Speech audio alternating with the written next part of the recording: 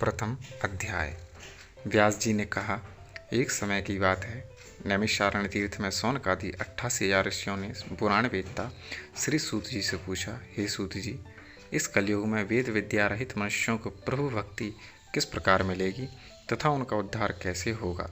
हे मुनिश्रेष्ठ, कोई ऐसा व्रत अथवा तप कहिए जिसके करने से थोड़े ही समय में पुण्य प्राप्त हो तथा मनवांचित फल भी मिले। हमारी प्रबल इच्छा है कि हम ऐसी कथा सुने। श्री सूत जी बोले, हे वैष्णवों में पूज्य, आप सबने प्राणियों के हित एवं कल्याण की बात पूछी है।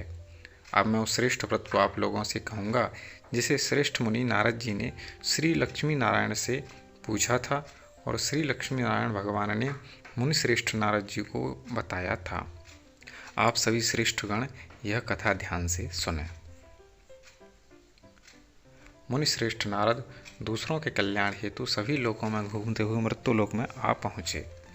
यहाँ बहुत सी योनियों में जन्मे प्रायः सभी मनुष्यों को अपने कर्मानुसार अनेक कष्टों से पीड़ित देखकर उन्होंने विचार किया कि किस यत्न के करने से निश्चय ही प्राणियों के कष्टों का निवारण हो सकेगा। मन में ऐसा विचार कर श्री नारद विष्णुलोक को गए। वहाँ श्वेत वर्ण और 4 भुजाओं वाले देवों के ईश नारायण को, जिनके हाथों में शंख, चक्र, गदा और पद्म थे तथा वरमाला पहने हुए थे, को देखकर उनकी स्तुति करने लगे।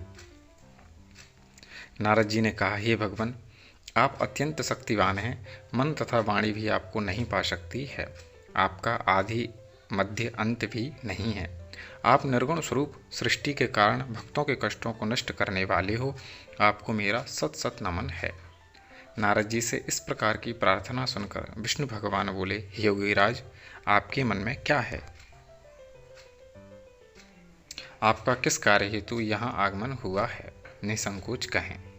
तब मुनिश्रेष्ठ नारद मुनि ने कहा, मृत्युलोक में सब मनुष्य जो अनेक योनियों में पैदा हुए हैं, अपने अपने कर्मों द्वारा अनेक प्रकार के कष्टों के कारण दुखी हैं। हे स्वामी, यदि आप मुझ पर दया रखते हैं तो बताइए कि उन मनुष्यों के सब कष्ट थोड़े ही प्रयत्न से किस प्रकार दूर हो सकते हैं। श्री विष्णु भगवान ने कहा, हे नारद, मनुष्यों की भलाई के लिए तुमने यह बहुत उत्तम प्रश्न किया है। जिस व्रत के करने से मनुष्य मोह से छूट जाता है, वह व्रत मैं तुमसे कहता हूँ, सुनो। अति पुण्य दान करने वाला, स्वर्ग तथा मृत्युलोक दोनों में दुर्लभ यह अति उत्तम व्रत है जो आज मैं तुमसे कहता हूँ। श्री सत्यनारायण भगवान का यह व्रत विधि विधान पूर्वक संपन्न करने पर मनुष्य इस धरती पर सभी प्रकार के सुख भोग कर मरणोपरांत मोक्ष को प्राप्त होता है। श्री विष्णु भगवान के ऐसे वचन सुनकर नारद मुनि बोले, हे भगवान, उस व्रत का विधान क्या है, फल क्या है? इससे पूर्व किसने यह व्रत किया है और किस दिन यह व्रत करना चाहिए? कृपया मुझे विस्तार से समझाएं। श्री विष्णु भगवान ने कहा, हे नारद, दुख शोक एवं सभी प्रकार की व्याधियों को दूर करने वाला यह व्रत सब स्थानों पर विजय दिलाने वाला है। श्रद्धा और भक्ति के साथ किसी भी दिन मनुष्य संध्या के समय श्री सत्यनारायण भगवान के ब्राह्मणों और बंधुओं के साथ पूजा करे।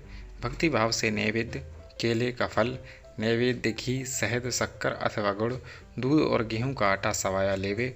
गेहूं के अभाव में साठी का चूर्ण भी ले सकते हैं। इन सभी को भक्ति भाव से भगवान श्री सत्यनारायण को अर्पण करें।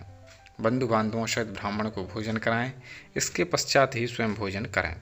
रात्रि में श्री सत्यनारायण भगवान के गीत आदि का आयोजन कर श्री सत्यनारायण भगवान का स्मरण करते हुए समय व्यतीत करें।